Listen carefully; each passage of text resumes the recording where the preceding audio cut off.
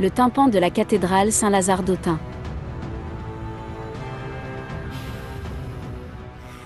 La résurrection de Lazare est un miracle de Jésus.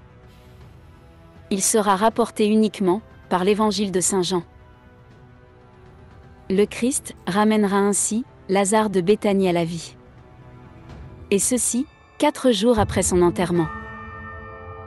Voici une représentation simplifiée en 3D de la cathédrale d'Autun. Un peu d'histoire. Au Moyen-Âge, Autun décide de bâtir une cathédrale dédicacée à Saint Lazare, frère de Marie-Madeleine. La cathédrale d'Autun sera au sommet de la sculpture de l'art roman. Après les troubles de la Révolution française, beaucoup d'édifices religieux seront saccagés. Autun, ville de Charles-Maurice de Talleyrand-Périgord, nommé en 1788 évêque de la même ville, n'échappera pas au massacre. Le tympan sera redécouvert en 1837, caché sous un immense tas de briques et de plâtre. Il rentrera dans les collections du musée Rollin en 1895. La tête du Christ ne sera formellement identifiée et réinstallée sur le tympan qu'en 1948. C'est grâce à sa découverte et sa pose, par le chanoine Denis Griveaux, que nous pouvons contempler le Christ dans son intégralité. Le tympan de la façade septentrionale de la cathédrale Saint-Lazare d'Autun présente le thème du jugement dernier.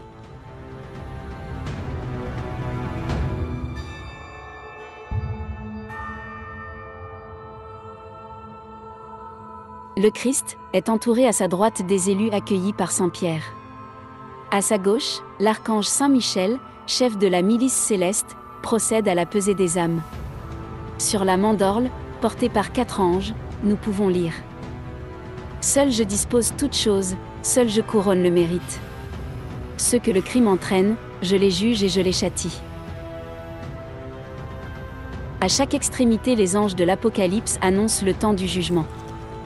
Le linteau est consacré au thème de la résurrection des morts. La résurrection des élus, sur la partie gauche du linteau, s'accompagne de cette inscription latine. Ainsi ressuscitera quiconque ne mène pas une vie impie, et luira pour lui sans fin la lumière du jour. Celle des damnés, sur le côté droit du linteau, est associée à la sentence latine. Qu'ici la terreur terrifie ceux que l'erreur terrestre ligote, car l'horreur de ces images signifie que tel sera leur sort. Voici un Christ triomphant, et propre à l'art roman. Il se déploie ici, sur le tiers de la surface, et est vêtu d'un long et riche manteau. Ce linteau représente le réveil des morts. Voici des petits personnages, pour la plupart nus, sortant de leur tombeau de pierre. Sous les pieds du Christ, un ange arrive et repousse une femme vers ses compagnons d'infortune éternelle.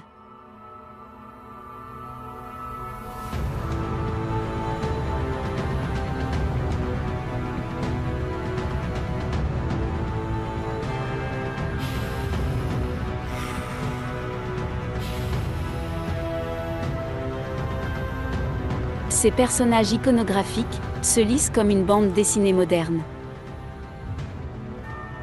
Ils gesticulent dans tous les sens et lèvent les yeux et les bras vers le Christ qui les attend.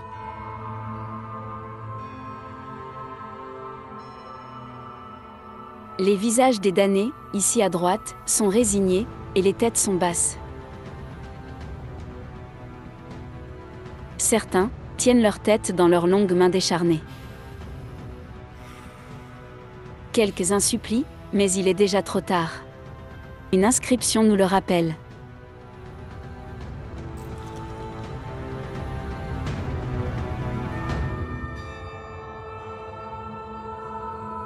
Dans la partie inférieure droite, on aperçoit un ange, soufflant dans un olifant.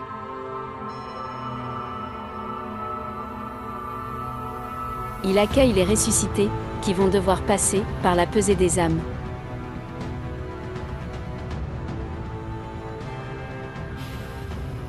Dans la partie gauche du tympan, on retrouve le paradis.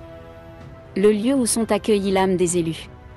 En haut, il y a la Vierge Marie, mère de Jésus, annoncée par un ange. Elle a les mains ouvertes, et c'est une vierge d'intercession qui prie pour l'humanité. Voici Saint Pierre, et son énorme clé brandie vers le haut. Il est aidé d'un ange, qui propulse les petites âmes vers le paradis. Ici, il est représenté sous les arcades de la Jérusalem céleste.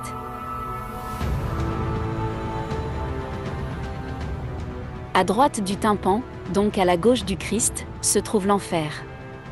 Il est introduit par Saint Michel, pesant les âmes dans la balance du jugement dernier, sous le regard d'un affreux démon aux longues jambes.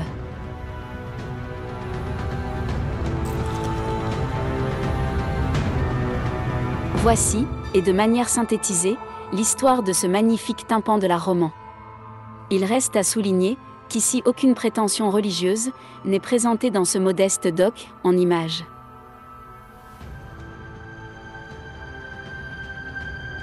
À très vite donc, sur MLQ, pour d'autres sujets, d'histoire et de légende.